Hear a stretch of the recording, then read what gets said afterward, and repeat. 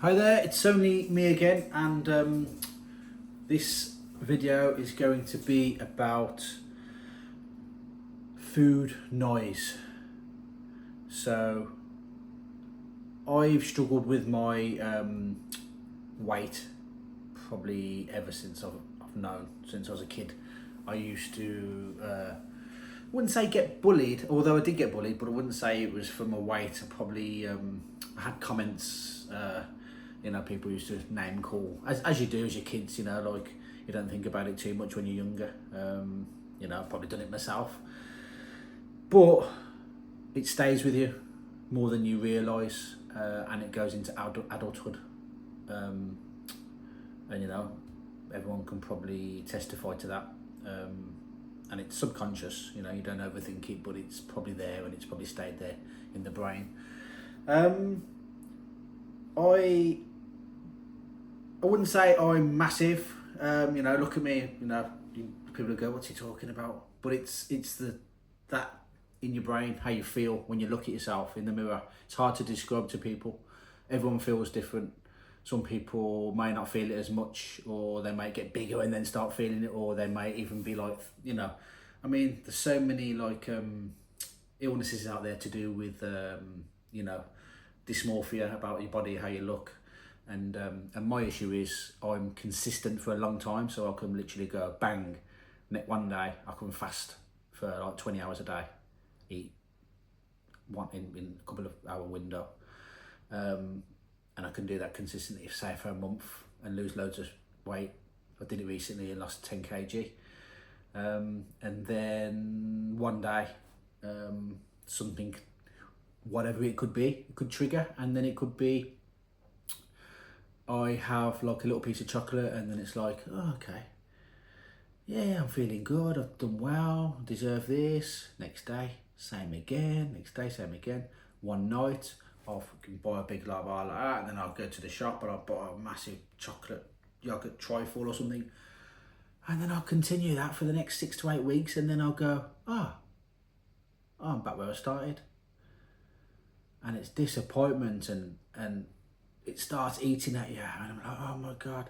And it's that food noise I struggle with. And maybe the food noise just gets really strong because of where I am in my diet, or I've constricted too fast, or I've constricted too much, or I've not allowed myself that little bit of chocolate in between doing what I'm doing. And I need to control it a bit more. And that's really what this video is about. It's about actually, not overdoing it, not overthinking it, playing the long game, realising it's a life change, not a massive considerable change. And there are times when you need to do do a lot of shows and theatre, and I'm like, oh, I want to get ready for this, and I'll have a quick crash burn diet, as you may call it, and it does work, but it don't last. And that's what you've got to understand. It does not last. You will put it back on. I've been hearing a lot about these GLP-1s, like Wegovy and Mounjaro, and I've looked into it, and the thing that makes me excited about it more than anything is, okay, the weight loss, I can do the weight loss, and that will help with that, but it's more the food noise. So it's about controlling your diet, so you'd have to tone in your calories to the right amount. You still need to eat good on these drugs. You still need to eat your protein on these drugs. You still need to do exercise, work out, because other than if you don't do that sort of thing, you're going to lose weight and not look good. You still need to look and feel good, and these ain't going to give you that if you don't keep up with the systems around it, because when you eventually do come off them, you are going to need to be able to maintain. You could keep on the low dose for life, but do you want to do that? Do you want to keep going back? It's something that people do, but I'm not sure that's something I want to do. And there's a cost to that. These things cost a lot of money. So don't look at it as a quick fix. Look at it as a long-term addition to helping you to get where you want to be, and then build the habits while you're on them. So say you go on Wegovy or Mounjaro, build the habits while you're on them. Go on a micro dose, build into it gradually, feel that benefit, feel that food noise disappear, build the system around you. Go to the gym, go for walks, whatever you're into, whether it's sport, walking. You know, don't go all out on something you know you're not used to doing or you don't enjoy, because you will not keep it up. You've got to do the things that you enjoy, and then they will become habits. So if you're going to choose Wegovy, Manjaro, I think there's a new one coming out called Retatrutide, but I don't think it's there yet. I think these are amazing drugs that can help. And if you are struggling, they are the way forward. But you've got to know they're not something that can be used forever. So please listen to me if you want to. I'm considering it for the food noise part of it, because I'm so committed. I can get onto it. I can do well. I'm energized. I do like sometimes go to the gym, but I do have breaks. You know, my food noise is the one for me. Like, I'm a mad chocoholic. I love chocolate, and it's like my wife loves chocolate, and it's around me constantly, and I'm buying it at the shops. Even when I'm not eating it, I'm buying it constantly. So I need to allow myself to have some still, but I need to be able to shut off the noise when I've had the right amount or just enough. But I need to continue with the exercises and build the habits while I'm doing this. So I'll let you know what I decide to do in the end.